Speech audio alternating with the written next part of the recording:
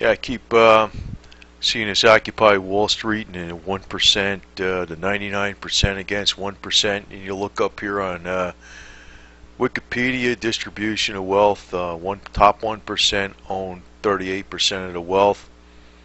Actually, I wouldn't even be looking at them. It'd be actually the less than 1/10 of 1%. That's really probably what you got to look at, or even a smaller fraction than that. Because amongst these 1% people, I'm sure there's some very hard-working, talented people, and they also got lucky. They weren't all a bunch of crooks. I personally kind of like the idea behind the Occupy Wall Street movement, but you know what? That's been going on in the United States with this type of extreme wealth for well over 100 years. There was more extreme wealth in the 20s than there is now. More concentration of wealth at the top and before 1900. The railroads and stuff. I mean, it's been going on a long time. I'm not saying it's right.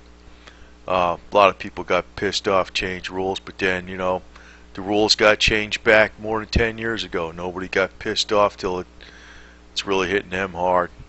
But I just want to get into some basics because just get right straight up with it because, I've already done this. Precious metals, number one defense for maintaining wealth. In this order, I believe in silver is number one. I put gold as number three. I think palladium is a better thing. It's off the radar. I think probably long range. Well, I have various reasons for believing in. Not believing. I see other reasons why palladium is probably going to go up pretty good. Although gold did a hell of a lot better than palladium. Palladium's down for the year and gold's up. But I also think gold might be subject to confiscation, or maybe you can't cash it in. People aren't going to be thinking of this metal. But silver at number one, definitely. Uh, you know, long-term food storage, 30 years freeze-dried. And number two would go with the organic brown rice, canned food, amaranth, which is a type of high-protein grain, quinoa, another high-protein grain. Energy, if you want to go for all solar panels, I think that's really some expensive stuff. And it could get damaged by wind or weather too, possibly. I don't know if it's the smartest thing. If it's going to be very long term, I think it's a smart thing. But who knows? I mean, I don't think everything's going to cave in. But say there's a problem with electricity for a while. Diesel generators is the best thing. I have a couple of those. Diesel fuel. You could last a long time with these, using them for 4 hours a day or whatever. If you also use the inverters and batteries, so you have other electricity during the times you're not using generators. Water, you should have a well that can run off a generator, or water storage bladders. They have these bladders you can put in bathtubs, and bladders that could fill up with water for emergencies. Food production, good to have farmland or a huge garden, or you can have a sprout garden, which is like these trays. You put these seeds in them. It takes about 4 days, and it looks like wheat grasses is one of them. It's a very good, nutritious food. Actually, it's even an anti-cancer food.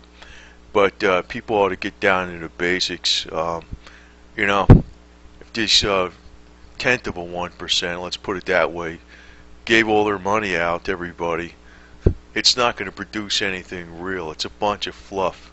I know they're a bunch of rip-off artists sometimes. Not all of them are. But it isn't going to do anybody any good if you have a bunch of paper money. Big deal. It's not going to do you any good. Get down to, I think what's going on with the economy is more related to just a lack of resources and possibly this. I know this peak oil theory is a halfway scam in a way, but it's a halfway true. I think that's affecting the economy a lot too, because as China and India and Brazil and all of South America, I mean, you name it, the whole world wants to get on our high energy consumption standard, and it is really putting a drain on those resources. And the price of energy has gone up a lot over the last few years. That has affected true production, and true production is true wealth. You know, these people on the top with all the digits after their money. I mean, it's sometimes, you know, it's not real.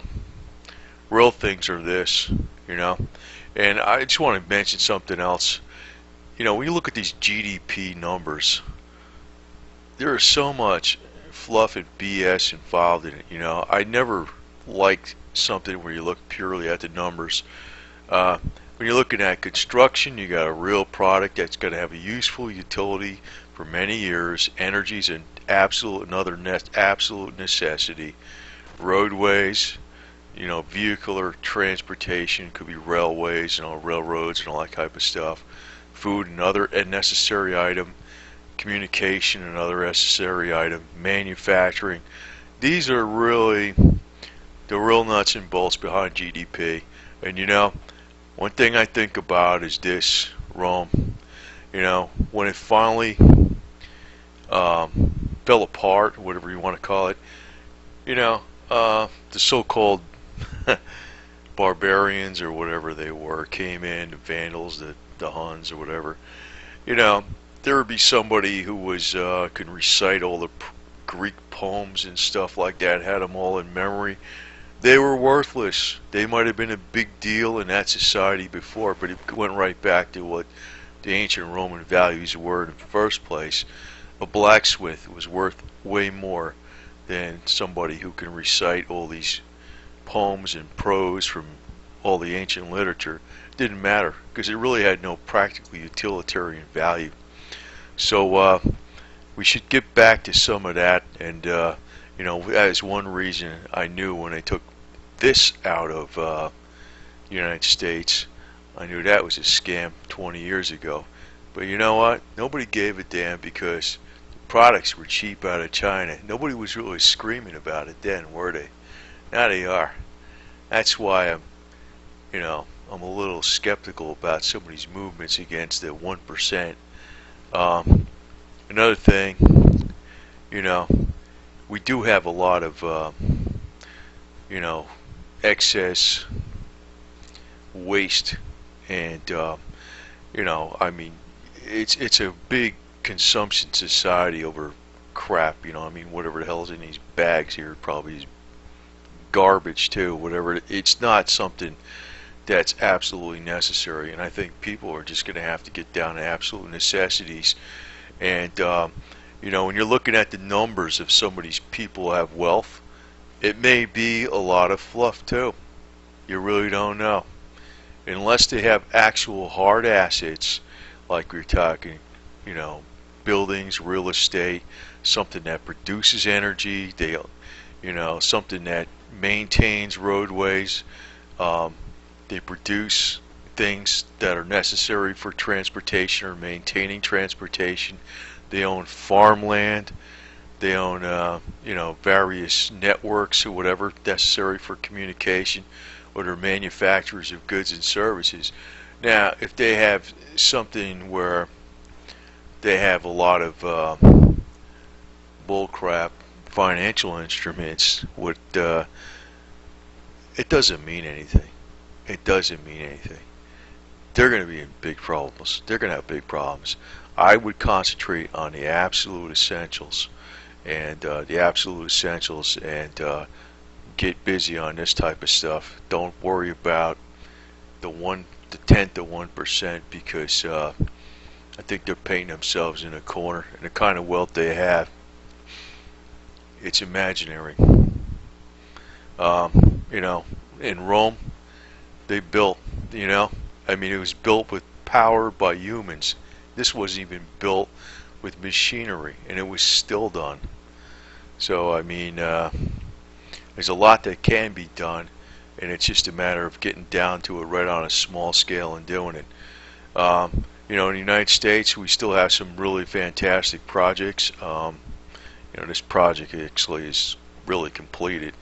But, you know, if you look at some correct construction that goes on in the United States, I mean, it's going to last just as long as Roman construction. It's going to last, I mean, a building like this might be around for 1,000 years from now if it's done correctly. And I think that's really what the basics we really got to get back down to.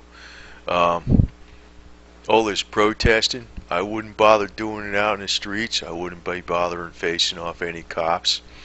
The way I'd protest is get the hell out of the system, get independent as possible. If you want to talk to somebody, go right to the man himself. Don't go talking to, don't try to yell in the streets, because that ain't going to do too much good. I mean, I could see how that's all going to backfire, to tell you the truth. I don't like it. I know a lot of people don't like me saying this, but I don't think that's going to work for nothing. It's got to be at the absolute concentration, right, put to the people that are doing it themselves. And, you're probably just going to have to call them up personally and ask them, tell them you don't like what they're doing. I mean, if they get 1,000,000 calls, fine. But as it is, you're not doing nothing to them by protesting. And I tell you the truth, I wouldn't be wasting my efforts on that. I'd be getting busy with things like this.